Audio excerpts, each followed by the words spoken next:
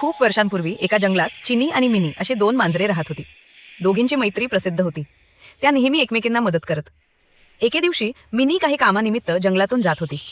वाटेत तिला एक मोठा भाकरीचा तुकडा सापडला. तिने आनंदाने तो घरी आणला. चिनीने भाकर पाहिली आणि तिला थोडी द्यावी असे विनम्रपणे विचारले. मिनीनेही मान्य केले आणि दोघी भाकर वाटायला बसल्या. पण काही केल्या भाकर समान वाटत नव्हती. कधी चिनीचा तुकडा मोठा तर कधी मिनीचा. त्यामुळे दोघींमध्ये किरकोळ भांडण सुरू झाले. तेवढ्यात एक माकड तेथे आले. त्याने विचारले. तेव्हा दोघींनी आपली अडचण सांगितली. माकड शहाण्यासारखे म्हणाले, मी तुम्हाला भाकर समान वाटून देतो.